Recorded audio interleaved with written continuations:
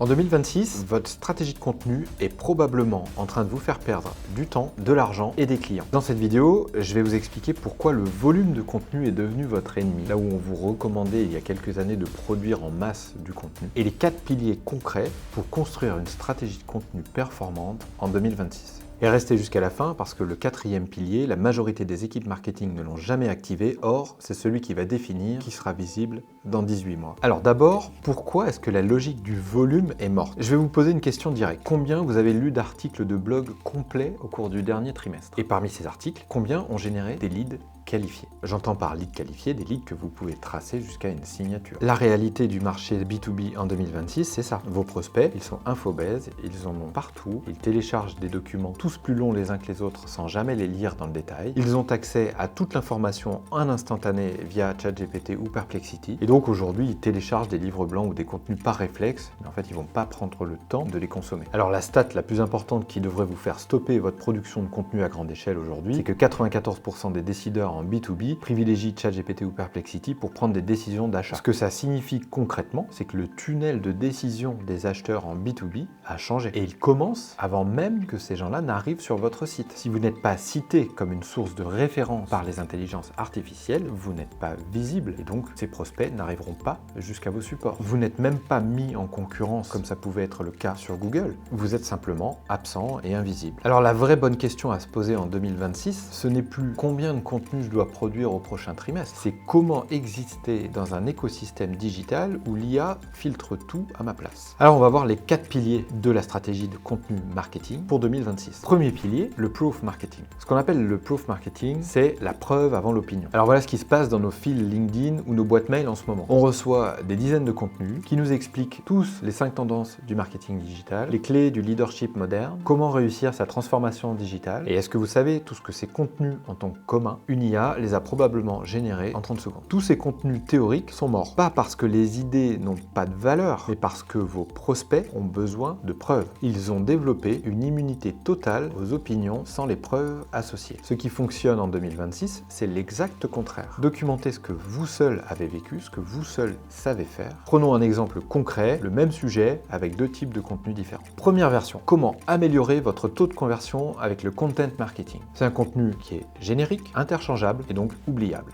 Deuxième version, voici comment on a accompagné une PME de 12 personnes à multiplier par 3 son nombre de leads en 14 semaines. Les 4 décisions précises qui ont tout changé et l'erreur qui a failli nous coûter le projet. Là, ça ne concerne que nous, c'est un contenu qui est unique, qui témoigne de notre expertise, qui témoigne de notre opinion et qui va apporter de la valeur à nos prospects. C'est le même sujet avec une approche complètement différente. Et effectivement, c'est beaucoup plus efficace aujourd'hui en 2026. Le deuxième contenu, il ne peut pas être généré par une IA. Il vient de notre expérience. Il a des chiffres précis, une chronologie précise. Il y a une erreur, on parle d'une erreur qui a failli nous coûter le projet. Et c'est cette vulnérabilité qui le rend crédible. Ça, c'est votre matière première exclusive. Et la plupart de vos concurrents ne l'exploitent pas parce que ça demande du courage éditorial. Exemple de format phare pour ce type de pilier, l'étude de cas chiffrée ou le baromètre sectoriel construit sur nos propres données. Deuxième pilier de votre stratégie de contenu 2026, l'utility marketing ou marketing utilitaire. Ce deuxième pilier, c'est celui qui va vous faire supprimer votre prochain livre blanc. Le principe est simple, en 2026, votre expertise ne se lit pas, elle doit pouvoir s'utiliser. Je vais vous décrire typiquement le cycle de vie d'un livre blanc en 2026. Votre prospect voit une promo sur LinkedIn, il est vaguement intéressé par le sujet, il remplit un formulaire sur votre site en 20 secondes, il télécharge votre livre blanc, le livre blanc termine sa vie dans le dossier de téléchargement et il ne l'ouvre jamais. Vous avez son email, il a votre PDF et vous n'en faites pas grand chose, ni l'un ni l'autre. Au final, personne n'a échangé de valeur. Maintenant, imaginez 2 secondes que vous remplacez ce PDF par un simulateur de rentabilité par rapport aux solutions que vous proposez à vos prospects. Votre prospect entre dans votre simulateur ses propres données, son budget,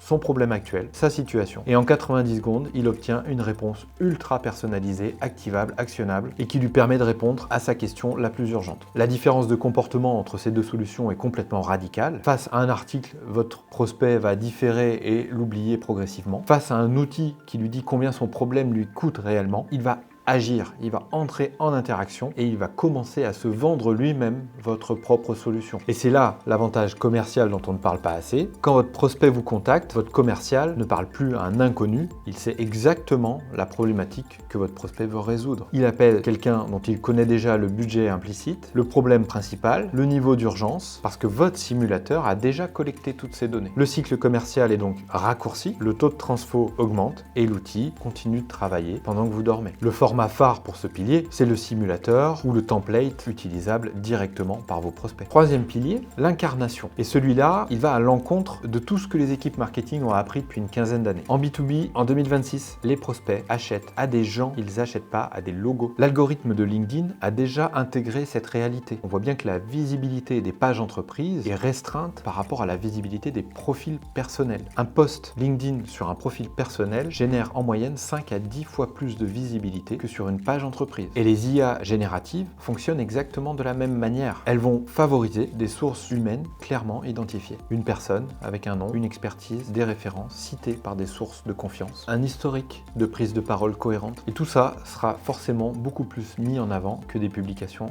institutionnelles. Donc si votre stratégie de contenu actuelle et votre stratégie de communication actuelle repose à 80% sur les profils de l'entreprise et à 20% sur les profils personnels de vos collaborateurs, il faut absolument inverser la tendance. En 2026, ce qui va convertir, c'est la parole humaine. Le post rédigé à la première personne, à la sortie d'une réunion client qui partage un apprentissage. La vidéo filmée face cam dans un bureau, 45 secondes, pas de montage, pas de traitement, et qui partage une conviction sur les imperfections, sur les améliorations, sur les apprentissages qu'on peut faire. Le format phare pour ce pilier, ça va être la vidéo face cam du dirigeant ou des cadres de l'entreprise qui vont pouvoir publier sur leur profil personnel des vidéos à la première personne sans avoir un énorme travail de montage, avec un sous-titrage pour faciliter la lecture du contenu et qui permettent de témoigner de l'expertise du dirigeant ou de ses collaborateurs. Quatrième pilier, le géo, et celui-là, effectivement, la majorité des équipes marketing ne l'ont pas encore activé, peut-être encore par méconnaissance. Vous connaissiez le SEO, c'est l'optimisation du contenu pour Google, et bien c'est son évolution naturelle. Vous optimisez votre présence sur le web pour être cité aussi bien par Google que par les intelligences artificielles. ChatGPT, Perplexity, Gemini, ce sont eux les nouveaux moteurs de recherche utilisés par vos prospects. Et ils ont la particularité de fonctionner différemment de ce que fait Google. Ils ne font pas des listes de liens et de résultats en laissant l'internaute ensuite faire son choix. Ils vont lui apporter des réponses construites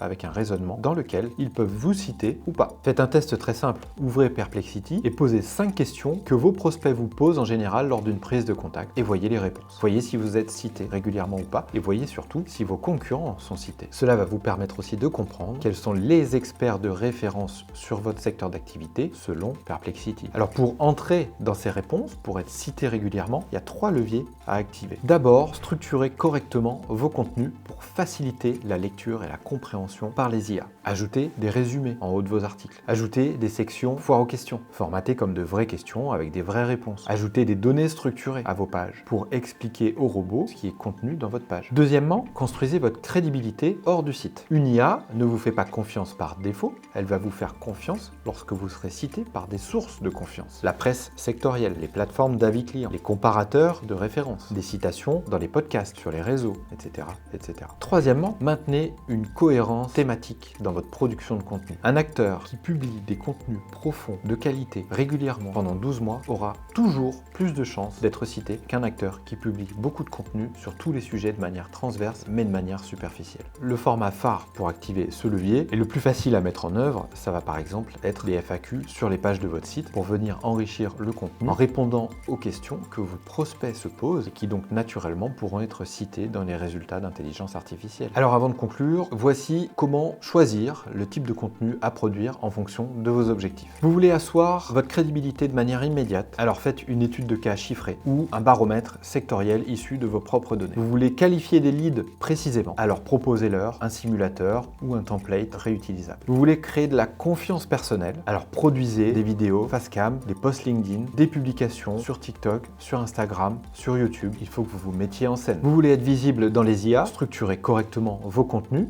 avec des résumés, des données schéma.org, des FAQ enrichis, mis à jour régulièrement et vous allez remonter dans les résultats rapidement. Vous voulez tenir le rythme sur une longue période, mettez en place une stratégie de loop marketing, on en parle dans un dossier complet sur le site, avec un master contenu qui sera décliné en une multitude de variantes adaptées à toutes les plateformes sur lesquelles vous voulez prendre la parole. Ces 4 piliers piliers, ce ne sont pas des options indépendantes les unes des autres. Ils vont venir se renforcer mutuellement. Votre leadership va venir nourrir votre crédibilité dans les LLM. Votre marketing utilitaire va permettre de mieux qualifier vos leads, mais c'est aussi ce marketing utilitaire qui va vous permettre de mieux être cité par les LLM parce que vous apportez des réponses concrètes à vos prospects. Votre incarnation personnelle va amplifier la portée de vos messages. Tout cet écosystème va vous permettre d'être visible là où vos prospects cherchent réellement des informations, dans les IA et encore sur Google évidemment. Ce qui unit ces 4 piliers de la stratégie de contenu, c'est une conviction simple. Vos prospects en 2026 n'ont pas besoin d'avoir plus d'informations. Ils en ont déjà trop. Ils ont besoin d'avoir la bonne preuve au bon moment, incarnée par la bonne personne, et la bonne personne, c'est vous. Alors j'espère que cette vidéo vous a donné des idées concrètes sur la stratégie de contenu que vous pouvez mettre en place en 2026. On a fait un guide complet sur le sujet disponible sur notre site, je vous mets le lien en commentaire. N'hésitez pas à me dire en commentaire lequel de ces piliers va être votre priorité dans les mois qui viennent. Ça m'aide aussi à définir les prochains sujets des vidéos en fonction de ce qui vous intéresse vraiment. Et n'oubliez pas, tous les mardis, 10h, dans votre boîte mail, la nouvelle édition d'Update, c'est notre newsletter dédiée au marketing B2B. On y donne des conseils actionnables, de la veille également, pour ne rien rater. C'est gratuit, il n'y a pas de pub, pas de spam. Vos coordonnées restent au chaud chez nous, on les donne à personne. Je vous mets le lien également pour vous inscrire et je vous dis à la semaine prochaine.